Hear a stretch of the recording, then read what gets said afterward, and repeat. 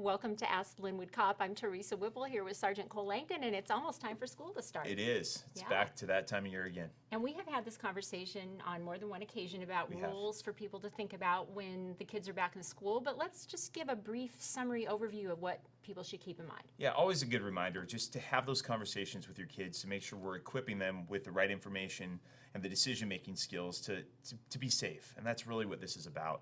Having them understand if they are walking to school that a lot of times, especially during the early morning hours when the light is not quite up to full brightness yet, having them understand how important it is that vehicles largely cannot see them. And so it's on them to not step in front of a car or not step out into a crosswalk until they've actually locked eyes with the driver and confirm that they can see them. Yeah. So it's real important, just that basic rule. And we talked about stranger danger. I remember talking about that last year, and that's kind of a no-brainer. I mean, that's something that we teach our kids from an early age, and it's kind of an innate thing within them that they're going to be leery around strangers. So still important to have that conversation, make sure we're brushed up on that, hey, we don't get in the car with strangers, even if they have a good story about knowing mom or dad or some other sibling or someone else. We just want to make sure of that.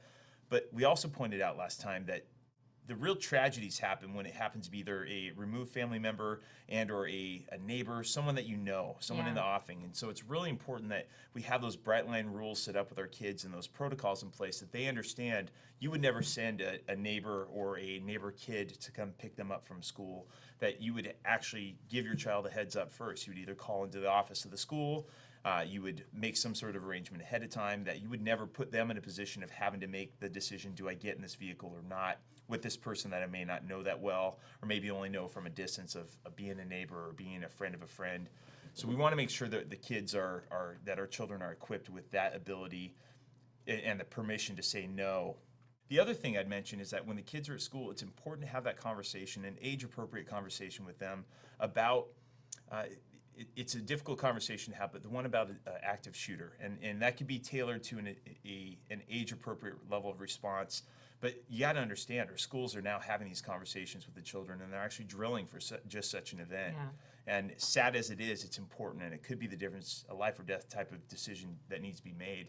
So we really would ask that the parents kind of help the kids understand that in a way that's age appropriate, that's not traumatizing them unnecessarily, but also just having them understand what the options are that are available to them. The running, the hiding, the countering, doing whatever they can to put themselves in a position to survive the situation. So, and the schools are doing a really good job right now.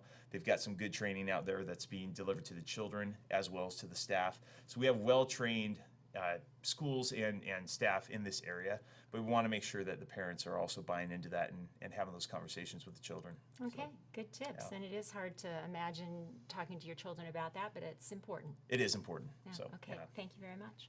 We will return soon with another episode of Ask the Lynnwood Cop.